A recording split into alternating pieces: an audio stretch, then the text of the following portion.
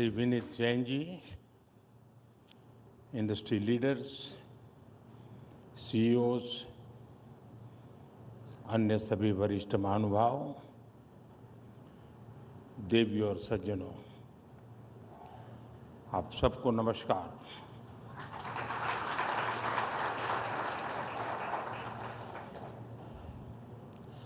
Last time जब मैं ET summit में आया था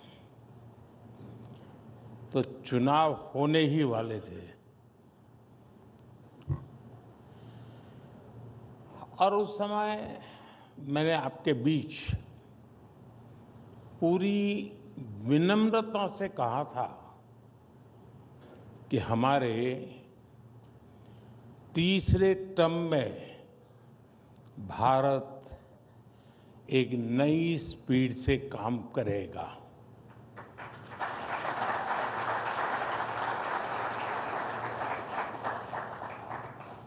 मुझे संतोष है कि ये स्पीड आज दिख भी रही है और देश इसको समर्थन भी दे रहा है। नई सरकार बनने के बाद देश के अनेक राज्यों में बीजेपी एनडीए को जनता का आशीर्वाद लगातार मिल रहा है। जून में ओडिशा के लोगों ने विकसित भारत के संकल्प को गति दी, फिर हरियाणा के लोगों ने समर्थन किया और अब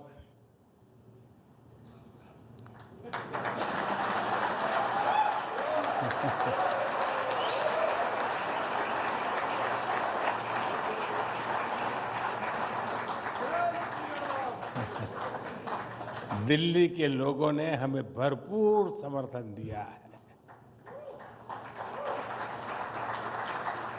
ये एक एक्नॉलेजमेंट है कि देश की जनता आज किस तरह विकसित भारत के लक्ष्य के लिए कंधे से कंधा मिलाकर चल रही है। साथियों, जैसा आपने भी उल्लेख किया, मैं भी कल रात ही अमेरिका और फ्रांस की अपनी यात्रा से लौटा हूं। आज दुनिया के बड़े देश हो, दुनिया के बड़े मंच हो, भारत को लेकर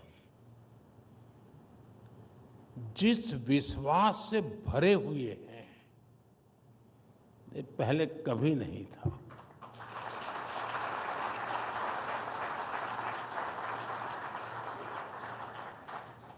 ये पेरिस में एआई एक्शन समिट के दौरान हुए डिस्कशन में भी रिफ्लेक्ट हुआ है।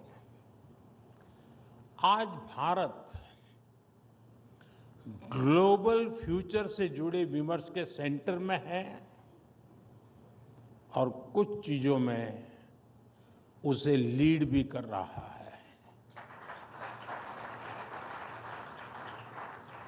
मैं कभी-कभी सोचता हूं, अगर 2014 में देशवासियों ने हमें आशीर्वाद न दिए होते, अब आप भी सोचिए,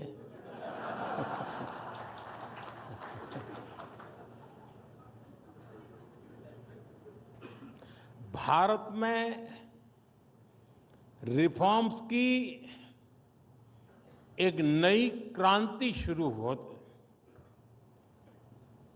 यानी मुझे नहीं लगता है कि हो सकता ये, कतई नहीं होता। आप भी इस बात को यानी सिर्फ कहने को नहीं, कन्विंस होंगे। क्या इतने सारे बदलाव होते क्या? आप में से जो हिंदी समझते होंगे उनको मेरी बात तुरंत समझ में आई होगी।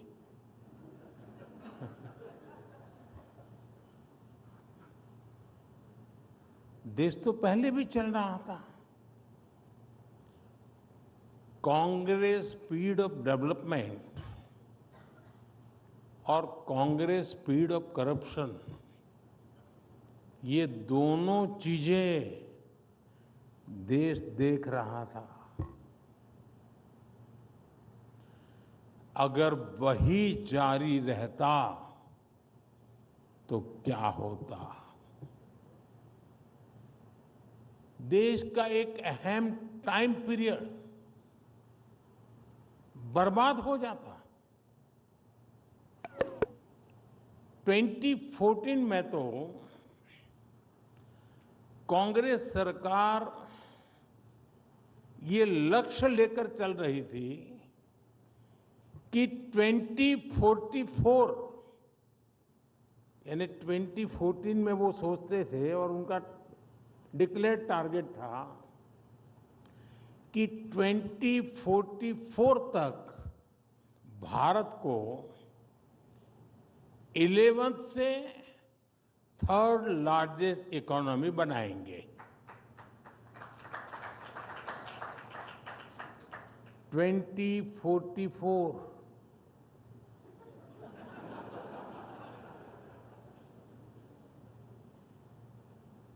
यानी 30 साल का टाइम पीरियड था। ये था कांग्रेस का स्पीड ऑफ डेवलपमेंट। और विकसित भारत का स्पीड ऑफ डेवलपमेंट क्या होता है, ये भी आप देख रहे हैं।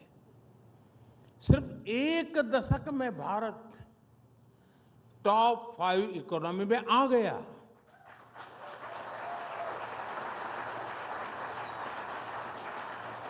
और साथियों, मैं पूरी जिम्मेवारी से कह रहा हूं, अब अगले कुछ सालों में ही आप भारत को दुनिया की 3rd लार्जेस्ट इकोनॉमी बनते देखेंगे।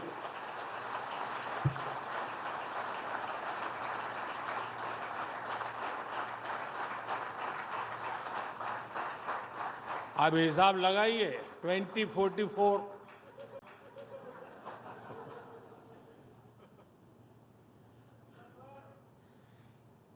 एक युवा देश को यही स्पीड चाहिए और आज इसी स्पीड से भारत चल रहा है। साथियों, पहले की सरकारें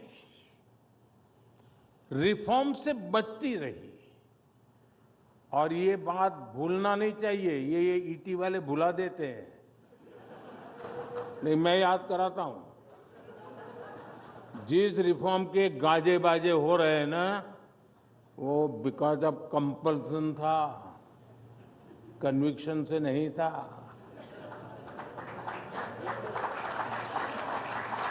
आज हिंदुस्तान जो रिफॉर्म कर रहा है वो कन्विक्शन से कर रहा है।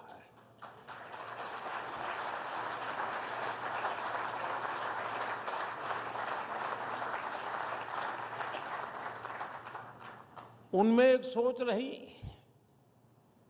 अब कौन इतनी मेहनत करे, रिफॉर्म की क्या जरूरत है, अब लोगों ने बिठाया है, मौज करो यार, 5 साल निकाल दो, चुनाव आएगा तब देखेंगे।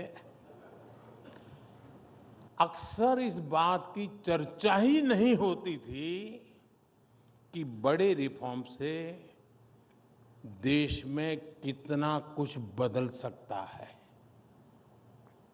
आप व्यापार जगत के लोग हैं, सिर्फ हिसाब किताब आंकड़े नहीं लगाते, आप अपनी स्ट्रेटेजी को रिव्यू करते हैं, पुरानी पद्धतियों को छोड़ते हैं, एक समय में कितने ही लाभकारक रही हो उसको भी छोड़ते हैं आप। जो काल बाह्य हो जाता है उसका बोझ उठाकर कोई उद्योग चलता नहीं है जी, उसे छोड़ता ही है। आमतौर पर भारत में जहां तक सरकारों की बात है, गुलामी के बोझ में जीने की एक आदत पड़ चुकी थी। इसलिए आजादी के बाद भी अंग्रेजों के जमाने की चीजों को ढोया जाता रहा। अब हम लोग आमतौर पर बोलते भी हैं, सुनते भी हैं, और कभी-कभी तो लगता है कि ये जैसे कोई बड़ा महत्वपूर्ण मंत्र है, बड़ा श्रद्धापूर्ण मंत्र है, ऐसे बोलते हैं, justice delayed is justice denied. ऐसी बातें हम लंबे समय तक सुनते रहे, लेकिन इसको ठीक कैसे किया जाए, इस पर काम नहीं हुआ। समय के साथ हम इन चीजों के इतने आदी हो गए कि बदलाव को नोटिस ही नहीं कर पाते।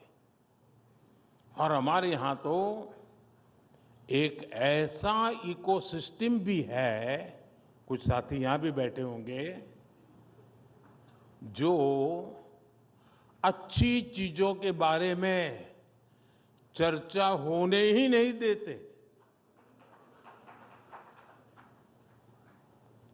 वो उसको रोकने में ही ऊर्जा लगाए रखते हैं।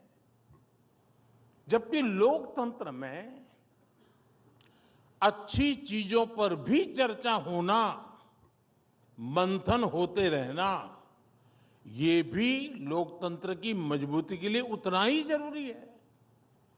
लेकिन एक धारणा बना दी गई है कि कुछ नेगेटिव कहो, नेगेटिविटी फैलाओ, वही डेमोक्रेटिक है। अगर पॉजिटिव बातें होती हैं तो डेमोक्रेसी को कमजोर करार कर दिया जाता है। इस मानसिकता से बाहर आना बहुत जरूरी है। मैं आपको कुछ उदाहरण दूंगा। साथियों, भारत में कुछ समय पहले तक जो पीनल कोड चल रहे थे, वो 1860 के बने थे, 1860 के। देश आजाद हुआ कि हमें याद नहीं आया, क्योंकि गुलामी की मानसिकता में जीने की आदत हो गई थी। इनका मकसद 1860 में जो कानून बने, मकसद क्या था? उसका मकसद था भारत में गुलामी को मजबूत करना, भारत के नागरिकों को दंड देना। जिस सिस्टम के मूल में ही दंड है, वहां न्याय कैसे मिल सकता था? इसलिए इस सिस्टम के कारण न्याय मिलने में कई कई साल लग जाते थे।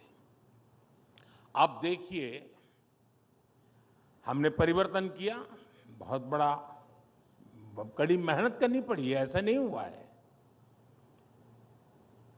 लाखों ह्यूमन आवर्स लगे हैं इसमें, और भारतीय न्याय संहिता को लेकर के हम आए, भारत की संसद ने उसको मान्यता दी। अब ये न्याय संहिता को लागू हुए अभी 7-8 महीने ही हुए हैं, 7 to 8 मंथ हुए अभी तो, लेकिन बदलाव साफ साफ नजर आ रहा है, अखबार में नहीं। अब लोगों में जाएंगे तो बदलाव नजर आएगा। न्याय संहिता लागू होने के बाद क्या बदलाव आया है, मैं बताता हूं। एक ट्रिपल मर्डर केस में एफआईआर से लेकर फैसला आने तक सिर्फ 14 दिन लगे। इसमें उम्र कैद की सजा हो गई।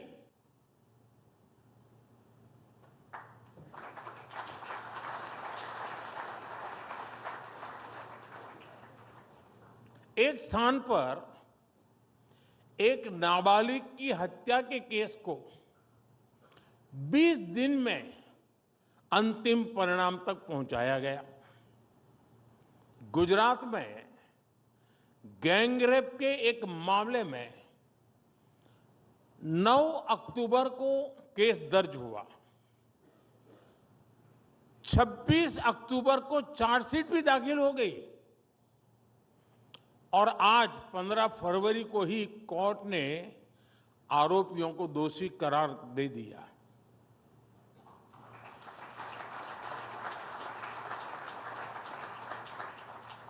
आंध्र प्रदेश में 5 महीने के एक बच्चे से अपराध के मामले में अदालत ने दोषी को 25 वर्ष की सजा सुनाई है।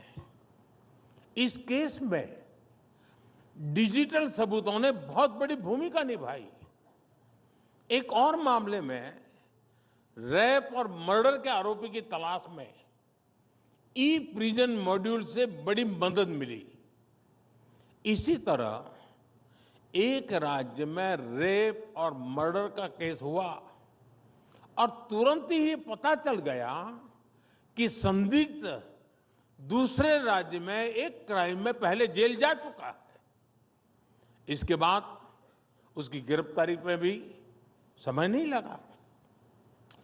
ऐसे अनेक मामले में गिना सकता हूं जिसमें आज लोगों को तेजी से न्याय मिलने लगा है।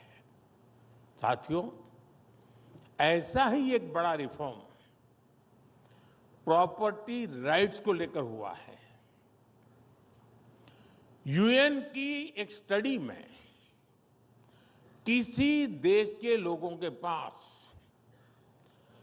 प्रॉपर्टी राइट्स का न होना एक बहुत बड़ा चैलेंज माना गया है। दुनिया के अनेक देशों में करोड़ों लोगों के पास प्रॉपर्टी के कानूनी दस्तावेज नहीं है, जबकि लोगों के पास प्रॉपर्टी राइट्स होने से गरीबी कम करने में मदद मिलती है। ये बारीकियां पहले की सरकारों को पता भी नहीं था।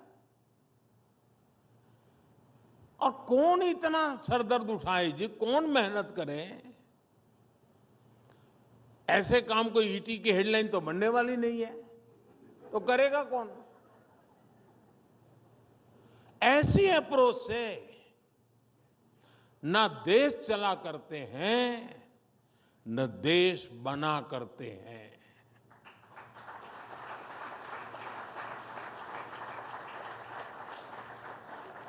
और इसलिए हमने स्वामित्व योजना की शुरुआत की। स्वामित्व योजना के तहत देश के 3 लाख से ज्यादा गांवों का ड्रोन सर्वे किया गया। 2.25 करोड़ से ज्यादा लोगों को प्रॉपर्टी कार्ड दिए गए। और मैं ईटी को एक हेडलाइन आज दे रहा हूं। स्वामित्व लिखना जरा ईटी के लिए तकलीफ वाला है, लेकिन फिर भी वो तो आदत से हो जाएगा। स्वामित्व योजना की वजह से देश के ग्रामीण क्षेत्र में अब तक 100 लाख करोड़ रुपए की प्रॉपर्टी की वैल्यू अनलॉक हुई है। 100 लाख करोड़ यानी 100 लाख करोड़ रुपयों की प्रॉपर्टी पहले भी गांव में मौजूद थी, गरीब के पास मौजूद थी, लेकिन इसका उपयोग आर्थिक विकास में नहीं हो पाता था। प्रॉपर्टी के राइट्स न होने से गांव के लोगों को बैंक से लोन नहीं मिल पाता था। अब ये दिक्कत हमेशा हमेशा के लिए दूर हो गई है। आज पूरे देश से ऐसी खबरें आती हैं कि कैसे स्वामित्व योजना के प्रॉपर्टी कार्ड से लोगों का फायदा हो रहा है। अभी कुछ दिन पहले राजस्थान की एक बहन से मेरी बातचीत हो रही। उस बहन को स्वामित्व योजना के तहत प्रॉपर्टी कार्ड मिला हुआ है। इनका परिवार 20 साल से एक छोटे से मकान में रहता था। जैसे ही प्रॉपर्टी कार्ड मिला तो उनको बैंक से करीब 8 लाख का लोन मिला। 8 लाख रुपए का लोन मिला कागज मिलने से। इस पैसे से उस बहन ने एक दुकान शुरू की। अब उससे हुई कमाई से वो परिवार अब अपने बच्चों की हायर एजुकेशन के लिए सपोर्ट कर पा रही है। एंड अब देखिए कैसे बदलाव आता है। एक और राज्य में एक गांव में एक व्यक्ति ने प्रॉपर्टी कार्ड दिखाकर बैंक से 4.5 लाख का लोन लिया। उस लोन से उसने एक गाड़ी खरीदी और ट्रांसपोर्टेशन का काम उसने शुरू कर दिया। एक और गांव में एक व्यक्ति ने प्रॉपर्टी कार्ड पर लोन लेकर अपने खेत में मॉडर्न इरिगेशन फैसिलिटी तैयार करवाई। ऐसे ही कई उदाहरण हैं जिनसे गांवों में गरीबों को कमाई के नए रास्ते बन रहे हैं। ये रिफॉर्म, परफॉर्म, ट्रांसफॉर्म की असली स्टोरीज हैं जो अखबारों और टीवी चैनल्स की हेडलाइन में नहीं आती है। साथियों, आजादी के बाद हमारे देश में अनेकों ऐसे जिले थे जहां सरकारें विकास नहीं पहुंचा पाई और ये उनके गवर्नेंस की कमी थी। बजट तो होता था, डिक्लेयर भी होता था, सेंसस के रिपोर्ट भी छपते थे, ऊपर गया कि नीचे गया। करना ये चाहिए था कि इन जिलों पर खास फोकस करते, लेकिन इन जिलों को पिछड़े जिले, बैकवर्ड डिस्ट्रिक्ट, इसका लेबल लगाकर उन जिलों को अपने हाल पर छोड़ दिया। इन जिलों को कोई हाथ लगाने को तैयार नहीं होता था। यहां सरकारी अफसर भी अगर ट्रांसफर होती थी तो ये मान लिया जाता था कि पनिशमेंट पोस्टिंग पर भेजा गया है। साथियों, इतना नेगेटिव एनवायरनमेंट, उस स्थिति को मैंने एक चुनौती के रूप में लिया और पूरे अप्रोच को ही बदल डाला। हमने ऐसे देश के करीब 100 से ज्यादा जिलों को आइडेंटिफाई किया, जिसको कभी बैकवर्ड जिला कहते थे, मैंने कहा ये एस्पिरेशनल डिस्ट्रिक्ट है, ये बैकवर्ड नहीं है। हमने यहां देश के युवा अफसरों को वहां पर ड्यूटी देना शुरू कर दिया। माइक्रो लेवल पर गवर्नेंस को सुधारने का प्रयास शुरू किया। हमने उन इंडिकेटर्स पर काम किया जिसमें ये सबसे पीछे थे। फिर मिशन मोड पर कैंप लगाकर सरकार की फ्लैगशिप योजनाओं को यहां लागू किया। आज इनमें से कई एस्पिरेशनल डिस्ट्रिक्ट्स देश के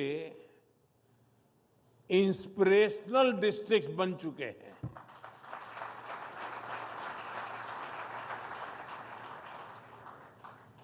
साल 2018 में, 2018 में असम के, मैं उन जो एस्पिरेशनल डिस्ट्रिक्ट जिसको मैं कहता हूं, जिसको पहले की सरकार बैकवर्ड कहती थी, मैं उनका ही जिक्र करना चाहता हूं। असम के बारपेटा जिले में सिर्फ 26% एलिमेंट्री स्कूलों में ही सही स्टूडेंट टू टीचर्स रेशियो था ओनली 26%। आज उस डिस्ट्रिक्ट में 100% स्कूलों में स्टूडेंट टीचर रेशियो आवश्यकता के अनुसार हो गया। बिहार के बेगूसराय जिले में सप्लीमेंट्री न्यूट्रिशन लेने वाली गर्भवती महिलाओं की संख्या ओनली 21% थी। बजट नहीं था, ऐसा नहीं था, बजट तो था, ओनली 21%। उसी प्रकार से यूपी के चंदौली जिले में ये 14% थी। आज दोनों जिलों में ये 100% हो चुकी है। इसी तरह बच्चों के 100% टीकाकरण के अभियान में भी कई जिले बेहतरीन प्रदर्शन कर रहे हैं। यूपी के श्रावस्ती में 49% से बढ़कर 86%, तो तमिलनाडु के रामनाथपुरम में 67% से बढ़कर 93% हम पहुंचे हैं। ऐसी ही सफलताओं को देखते हुए ही अब देश के हम फिर ये एक प्रयोग बहुत सफल रहा, ग्रास रूट लेवल पर परिवर्तन लाने का प्रयास सफल रहा। तो जैसे पहले हमने 100 करीब करीब एस्पिरेशनल डिस्ट्रिक्ट आइडेंटिफाई किए, अब हम एक स्टेज नीचे जाकर के 500 ब्लॉक्स उनको हमने एस्पिरेशनल ब्लॉक घोषित किया है और वहां हम बिल्कुल फोकस वे में तेजी से काम कर रहे हैं। अब आप कल्पना कर सकते हैं हिंदुस्तान के 500 ब्लॉक्स, उसकी बेसिक बदलाव आएगा, मतलब देश के सारे पैरामीटर बदल जाते हैं। साथियों, यहां बहुत बड़ी संख्या में इंडस्ट्री लीडर्स बैठे हैं। आपने कई कई दशक देखे हैं, दशकों से आप बिजनेस में हैं। भारत में बिजनेस का माहौल कैसा होना चाहिए, ये अक्सर आपकी विश लिस्ट का हिस्सा हुआ करता था। सोचिए कि हम 10 साल पहले कहां थे और आज कहां हैं। एक दशक पहले भारत के बैंक भारी संकट से गुजर रहे थे। हमारा बैंकिंग सिस्टम फ्रेजाइल था। करोड़ों भारतीय बैंकिंग सिस्टम से बाहर थे। और अभी विनीत जी ने जनधन अकाउंट की चर्चा भी की। भारत दुनिया के उन देशों में से एक था जहां एक्सेस टू क्रेडिट सबसे मुश्किल था। साथियों, हमने बैंकिंग सेक्टर को मजबूत करने के लिए अलग अलग स्तर पर एक साथ काम किया। Banking the unbanked, securing the unsecured, funding the unfunded, ये हमारी स्ट्रेटेजी रही। 10 साल पहले ये तर्क दिया जाता था कि देश में बैंक ब्रांच नहीं है तो कैसे फाइनेंशियल इंक्लूजन होगा। आज देश के करीब करीब हर गांव के 5 किलोमीटर के दायरे में कोई बैंक ब्रांच या बैंकिंग कॉरेस्पॉन्डेंट मौजूद है। एक्सेस टू क्रेडिट कैसे बढ़ा, इसका एक उदाहरण मुद्रा योजना है। करीब 32 लाख करोड़ रुपए उन लोगों तक पहुंचे हैं जिनको बैंकों की पुरानी व्यवस्था के तहत लोन मिल ही नहीं सकता था। ये कितना बड़ा परिवर्तन हुआ है। एमएसएमईज के लिए लोन मिलना आज बहुत आसान हुआ है। आज रेहड़ी पटरी ठेले वालों तक को हमने आसान लोन से जोड़ा है। किसानों को मिलने वाला लोन भी 2 गुने से अधिक किया है। हम बहुत बड़ी संख्या में लोन दे रहे हैं, बड़े अमाउंट में लोन दे रहे हैं और साथ ही हमारे बैंकों का प्रॉफिट भी बढ़ रहा है। 10 साल पहले तक इकोनॉमिक टाइम्स ही बैंकों के रिकॉर्ड घोटाले की खबरें छापता था। रिकॉर्ड एनपीएस पर चिंता जताने वाले एडिटोरियल छपते थे। आज आपके अखबार में क्या छप रहा है?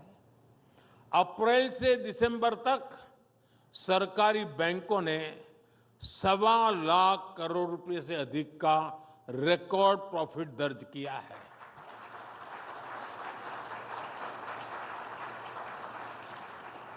साथियों, ये सिर्फ हेडलाइंस नहीं बदली है, ये सिस्टम बदला है, जिसके मूल में हमारे बैंकिंग रिफॉर्म्स है। ये दिखाता है कि हमारी इकोनॉमी के पिलर्स कितने मजबूत हो रहे हैं। साथियों, बीते दशक में हमने फियर ऑफ बिजनेस को ईज ऑफ डूइंग बिजनेस में बदला है। जीएसटी के कारण देश में जो सिंगल लार्ज मार्केट की व्यवस्था बनी है, उससे भी इंडस्ट्री को बहुत फायदा मिल रहा है। बीते दशक में इंफ्रास्ट्रक्चर में भी अभूतपूर्व विकास हुआ है। इससे देश में लॉजिस्टिक कॉस्ट घट रही है, एफिशिएंसी बढ़ रही है। हमने सैकड़ों कंप्लायंसेस खत्म किए और अब जन विश्वास 2.0 से और भी कंप्लायंसेस को कम कर रहे हैं। समाज में, और ये मेरा कन्विक्शन है, सरकार का दखल और कम हो, इसके लिए सरकार एक डीरेगुलेशन कमीशन भी बनाने जा रही है।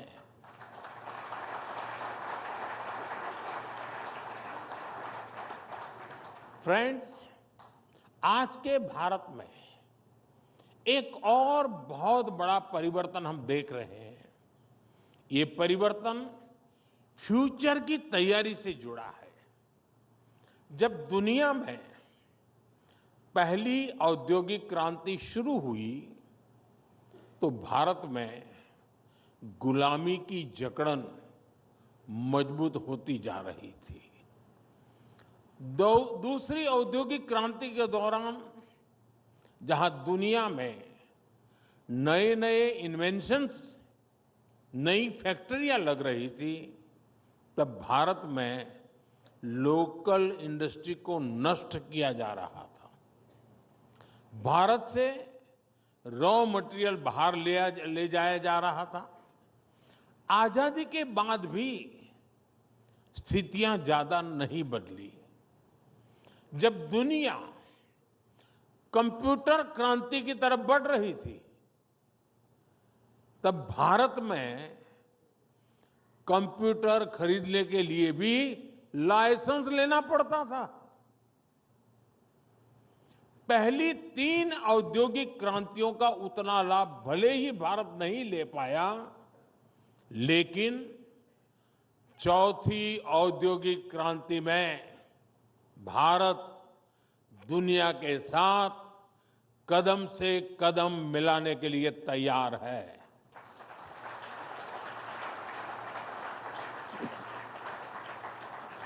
साथियों, विकसित भारत की यात्रा में हमारी सरकार प्राइवेट सेक्टर को बहुत अहम सहभागी मानती है। सरकार ने बहुत सारे नए सेक्टर्स को प्राइवेट सेक्टर के लिए खोल दिया है, जैसे स्पेस सेक्टर। आज बहुत सारे नौजवान, बहुत सारे स्टार्टअप्स इस स्पेस सेक्टर में बड़ा योगदान दे रहे हैं। ऐसे ही ड्रोन सेक्टर कुछ समय पहले तक लोगों के लिए क्लोज था। आज इस सेक्टर में यूथ के लिए बहुत सारा स्कोप दिख रहा है। प्राइवेट फर्म्स के लिए कॉमर्शियल कोल माइनिंग का क्षेत्र खोला गया है।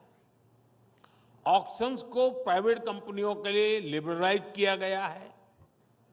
देश के रिन्यूएबल एनर्जी अचीवमेंट में हमारे प्राइवेट सेक्टर की बहुत बड़ी भूमिका है और अब पावर डिस्ट्रीब्यूशन सेक्टर में भी हम प्राइवेट सेक्टर को आगे बढ़ा रहे हैं ताकि इसमें और एफिशिएंसी आए। हमारे इस बार के बजट में भी एक बहुत बड़ा बदलाव हुआ है। हमने यानी पहले कोई ये बोलने की हिम्मत नहीं करता था, हमने न्यूक्लियर सेक्टर को भी प्राइवेट पार्टिसिपेशन के लिए खोल दिया है। साथियों, आज हमारी पॉलिटिक्स भी परफॉर्मेंस ओरिएंटेड हो चुकी है। अब भारत की जनता ने दो टूक कह दिया है, टिकेगा वही जो जमीन से जुड़ा रहेगा, जमीन पर रिजल्ट लाकर दिखाएगा। सरकार को लोगों की समस्याओं के प्रति संवेदनशील होना बहुत जरूरी है, उसकी पहली आवश्यकता है। हमसे पहले जिन पर पॉलिसी मेकिंग का जिम्मा था, उनमें संवेदनशीलता शायद बहुत आखिर में नजर आती थी, इच्छा शक्ति भी बहुत आखिर में नजर आती थी। हमारी सरकार ने संवेदनशीलता के साथ लोगों की समस्याओं को समझा, जोश और जुनून के साथ उन्हें सुलझाने के लिए जरूरी कदम उठाए। आज दुनिया की तमाम स्टडीज बताती है कि बीते दशक में जो बेसिक सुविधाएं देशवासियों को मिली है, जिस तरह वो एम्पावर हुए हैं, उसके कारण ही सिर्फ 10 साल में 25 करोड़ भारतीय गरीबी से बाहर निकल आए हैं। इतना बड़ा वर्ग नियो मिडिल क्लास का हिस्सा बन गया। ये नियो मिडिल क्लास अब अपनी पहला टू व्हीलर, अपनी पहली कार, अपना पहला घर खरीदने के सपने देख रहा है। मिडिल क्लास को सपोर्ट करने के लिए इस वर्ष के बजट में भी हमने जीरो टैक्स की सीमा को 7 लाख से बढ़ाकर 12 लाख किया है।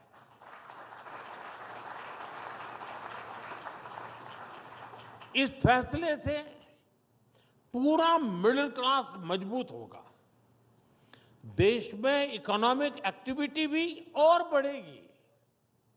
ये प्रोएक्टिव सरकार के साथ ही एक सेंसिटिव सरकार की वजह से ही संभव हो पाया। साथियों, विकसित भारत की असली नींव विश्वास है, ट्रस्ट है। हर देशवासी, हर सरकार, हर बिजनेस लीडर में ये एलिमेंट होना बहुत जरूरी है। सरकार अपनी तरफ से देशवासियों में विश्वास बढ़ाने के लिए पूरी शक्ति से काम कर रही है। हम इनोवेटर्स को भी एक ऐसे माहौल का विश्वास दे रहे हैं जिस पर वो अपने आइडियाज को इंक्यूबेट कर सकते हैं। हम बिजनेस को भी पॉलिसीज के स्टेबल और सपोर्टिव रहने का विश्वास दे रहे हैं। मुझे उम्मीद है कि ईटी की ये समिट इस विश्वास को और मजबूती देगी। इन्हीं शब्दों के साथ मैं अपनी बात समाप्त करता हूं। एक बार फिर आप सभी को अपनी शुभकामनाएं देता हूं। बहुत बहुत धन्यवाद।